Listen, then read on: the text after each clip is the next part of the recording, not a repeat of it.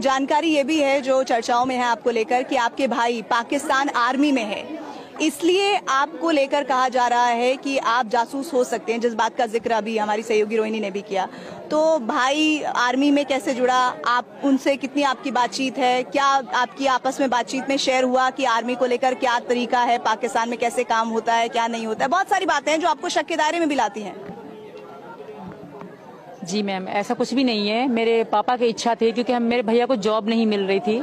मेरे भैया हाइट के लंबे और अच्छे हैं, स्मार्ट हैं, 22 साल के हैं, वो ज़्यादा बड़े भी नहीं हैं। तो उनकी मतलब जॉब नहीं, जो हमारे लड़कों को जॉब नहीं मिलती तो वो फौज में ही भर्ती होते हैं।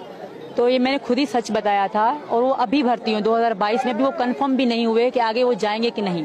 अभी उनकी चल रही है, उनकी ज़्यादा सैलरी भी नहीं थी, अभी वो वाकई फौज में भर्ती हुए हैं। नहीं। और आप हिंदुस्तान में आ चुकी हैं, बताया आपने? नहीं, मैं किसी को, मेरे घर वालों को किसी को पता नहीं था।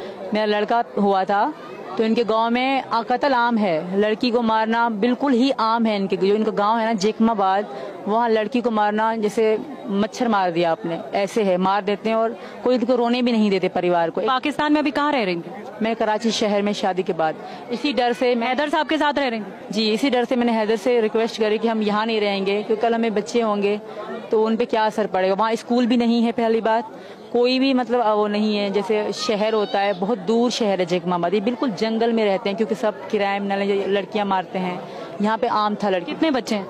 मेरे 4 बच्चे हैं मैम। तो आप अभी हैदर साहब को, जब बच्चों के बाद तो रह रही थी ना आप कराची में, हैदर साहब के साथ ही रह रही? नहीं, हैदर सऊदी अरब थे, 19 में वो चले गए थे। अब 2019 में चले गए? जी, अब तक नहीं आए थे। और 2019 में ही आप नेपाल गई थी? नहीं, मैं 2023 में आई थी मैम। शुरू में मैं 20 में इनसे मिली थी। शुरू में मेरा कोई इरादा नहीं था कि मैं इनसे इतना प्यार होगा या मैं यहाँ पे आऊँगी, ऐसा कुछ भी नहीं था हमारे बीच। हम खाली फ्रेंड थे, फ्रेंड ही रहे 1 साल 1.5 साल तक। फिर जब मतलब मुझे लगा, और मेरे पापा की डेथ होने के बाद खास तौर, तो मैं अकेली सी हो गई मैम। कब हुई डेथ? उनकी 2022 में हुई थी, दिसंबर में।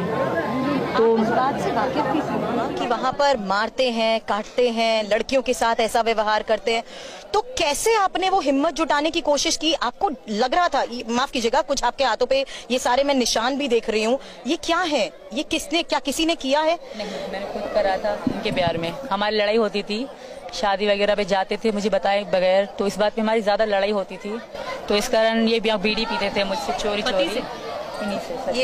ये चोरी छिपे पीते थे? हाँ, तो मुझे इनके दोस्त फोन करके बताते थे कि बीड़ी पी रहे हैं, तो मेरी कसम खाते। तो इस बात पे ज्यादा मैं ये खुद को जलाती और कब की बात है? ये 2022 की बात है, 1 साल पहले। अच्छा, फिर यही मैं कह रही हूँ, आपके साथ बच्चे भी थे, आप अकेली थी, कैसे आप अपना घर चलाती थी? कैसे आपने ये समझा कि आपको किस रास्ते सचिन तक पहुंचना है? क्या आपके पास उतना पैसा था? क्या काम आपने कुछ किया? कैसे आप सचिन तक पहुंचने के लिए ये कोशिश, ये जद्दोजहद करती आई? क्योंकि क्या सचिन के जरिए आपको पता लगा कि आप कैसे उनके पास पहुंच सकती हैं, चाहे वो नेपाल, क्योंकि आप लोगों ने मिलना शुरू किया? ये हम दोनों ने मिलकर सर्च किया था यूट्यूब के जरिए, क्योंकि हमें मिलना था। पहले तो मैंने इंडियन वीजे के लिए बहुत कोशिश करी, वहाँ की एम्बेसी के इस्लामाबाद में है, तो मैं तो जा नहीं सकती। वहाँ रेलवे एजेंट होते हैं, वो दूसरे एजेंट माने जा रही हैं, रेलवे एजेंट जैसे शॉप होती हैं, उनके आगे लिखे थे रेलवे एजेंट। वो सऊदी अरब का, दुबई का, हर कंट्री का वीजा भी लगवा के देते हैं और टिकट भी लगा के देते हैं।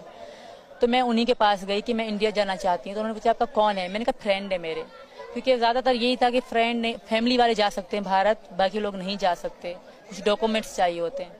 तो मैंने इनको बताया कि मतलब ऐसे ऐसे कागज मांग रहे हैं, फिर मैं आपके पास आ सकती हूँ वरना नहीं।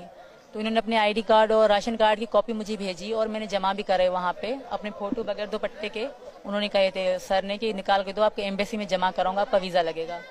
पासपोर्ट बनवा लिया मैंने, तो मैंने वो भी करे। फिर उन्होंने कहा कि एक कागज और है, इंडिया से 3 डॉक्यूमेंट्स चाहिए, तीसरी सरकारी ऑफिसर के कागज, जैसे ड्यूटी का कार्ड होता है उसकी कॉपी, और उनके साइन में आपको फॉर्म बना के दूंगा, करवाएंगी, तभी आप इंडिया जा सकते हो। तब भी 3 महीने आपको वेट करना होगा, और कंफर्म नहीं है कि आपका वीजा लगेगा कि नहीं, क्योंकि 100 में से 90% आपका लग सकता है, नहीं लग सकता, और 10% लग सकता है।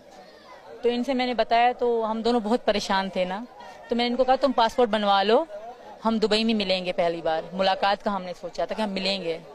तो इन्होंने पासपोर्ट के लिए यहाँ पैसे भी जमा कराए। तो इनको बहुत चीजें बता रहे थे, ये समझ ना पा रहे, थोड़े भोले से हैं ये, तो ये समझ ना पा रहे थे।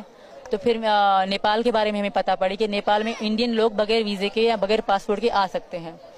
तो मैंने इनको बताया कि मैंने कहा तुम नेपाल आ जाओ। इन्होंने भी सर्च मारा था, तो मैंने भी अपना वीज़ा नेपाल का लगवाया। मैं अकेली आई इनसे मिलने के लिए 10 मार्च को। बच्चों की परवरिश करना, 4 बच्चों की परवरिश करना, खुद का घर चलाना, रोजी रोटी कैसे कोशिश करती थी, पैसे कैसे? शुरू में तो मेरे पति मुझे देते थे मैम, मैं झूठ नहीं बोलूंगी, जो सच है मैं वही बोलूंगी। मुझे देते रहे, पर रिस्पेक्ट मेरी वो बिल्कुल भी नहीं करते थे। हर बात पे लड़ाई करना, गाली गलौज करना उनकी आदत सी थी। बाहर से परिवार के वीडियोस वगैरह भी देखे हैं और सब यही मानते हैं कि आप बहुत साधारण परिवेश से, साधारण परिवार से आती हैं, इसीलिए आपकी कहानी शायद बहुत सारे लोगों को उत्सुक भी करती है कि ये सब कैसे मुमकिन हो गया। और बहुत ज्यादा लोग पूछते हैं, उनके मन में ये उत्सुकता आती है कि क्या आप बॉलीवुड की फिल्मों से भी इंस्पायर्ड हैं, कि क्या फिल्में बहुत ज्यादा देखती हैं, क्योंकि कई बार उनको लगता है कि ये सब शायद हम लोग फिल्मों में ही उम्मीद करते हैं कि ऐसा कोई लड़की कर देगी, वो प्यार में इतनी पागल होगी कि वो सीमाओं को तोड़ते हुए वो ऐसे इधर से उधर चली जाएगी। ये कैसे हो गया, कैसे संभव हो गया? अभी भी बहुत सारे लोगों के लिए मुझे लगता है अनएक्सपेक्टेड। फिल्में थी, फिल्में बहुत देखती थी, पर मैं इनको खोना नहीं चाहती थी। एक बार पहले मैंने खो दिया था, वो 2013 की बात कर रही हूँ मैं आपसे। मैं किसी को पसंद करती थी, मेरे कजन थे वो, तो मैं बहुत उनके लिए दुख दे कि मैं शादी करवा दो। शादी की बात चल रही थी, तो सबको पता पड़ कि पसंद करते हैं तो पसंद एक क्राइम माना जाता है, हमारे यहाँ बहुत बड़ा क्राइम माना जाता है। बलोचों में तो बहुत, मैं बलोच से हूँ, मेरे पति भी बलोच से हैं जो पहले वाले हैं, तो बलोचों में लव करना बहुत बड़ा क्राइम। वहाँ काला काली कहते हैं, जो लड़का अगर पसंद करे काला, लड़की करे तो काली। तो लड़की को लड़के को तो नहीं मारते, लड़की को मारा जाता है, तो वो रिस्पेक्ट पे बात आती है। और इसी कारण अभी मेरे पति जो चिल्ला रहे हैं, इसी कारण चिल्ला रहे हैं क्योंकि उनकी नजर में मैं काली हूँ, तो इनके साथ रहना मेरे लिए सही नहीं है। तो वहाँ पे इसी कारण मैम, अभी वहाँ पे काला काली का सिस्टम होता है मैम।